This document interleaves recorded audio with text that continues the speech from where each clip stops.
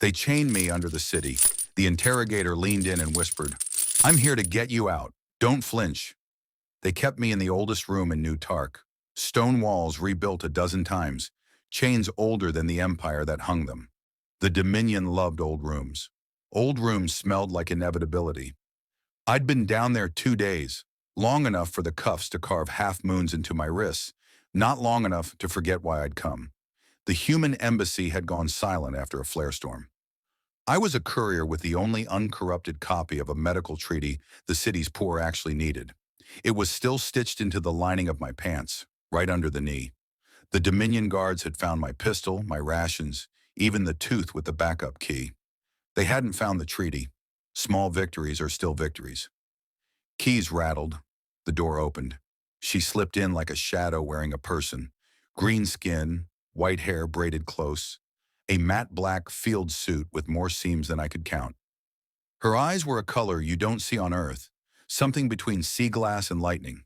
The guards called her resonant. I'd seen one other resonant work. They were singers born with an extra instrument built into their throats. They didn't just detect frequencies. They asked metal to cooperate.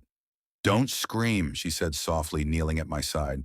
"If they hear singing, they get proud." "I don't scream," I said, which was bravado and also true, mostly because my mouth was dry as stone. Up close, she wasn't the cruel invention I'd been bracing for. She was breathing a little fast, like she'd run a long way. She reached for the hem of my torn pants, then paused.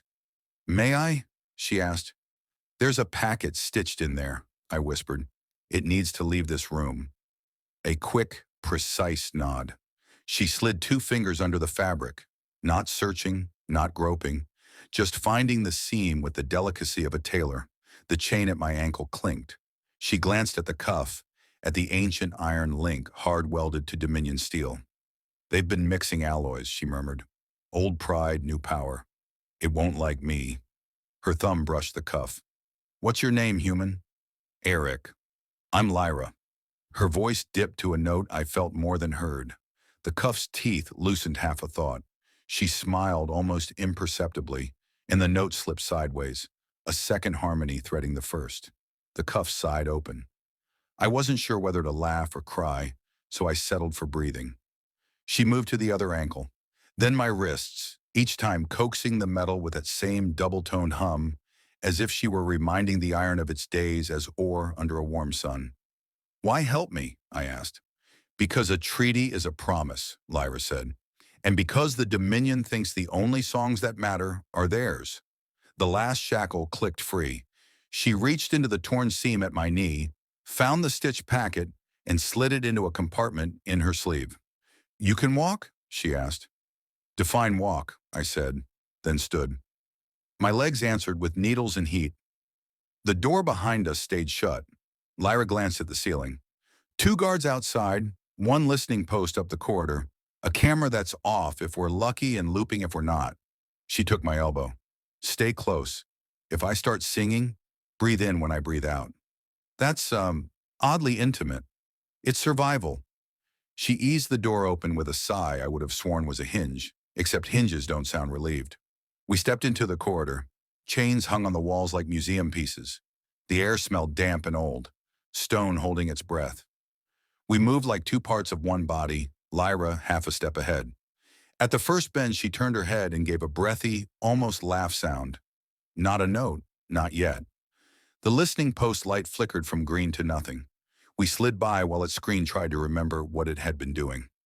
At the stairs, the 2 guards were arguing about a card game. Lyra made a tiny gesture, down, wait, and then the smallest hum, so soft I might have dreamed it.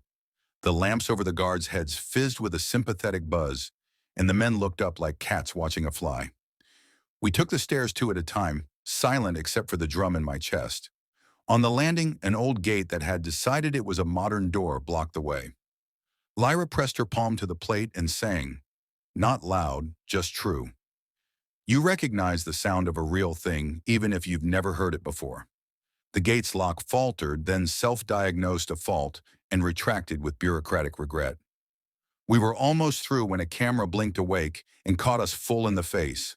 An alarm coughed once, twice, Boots thumped upstairs. Lyra didn't panic. She didn't even flinch. She stepped in front of me, palms out as if calming a spooked horse, and then put both hands on my ribs. "Breathe," she said. And when I breathe out, she inhaled.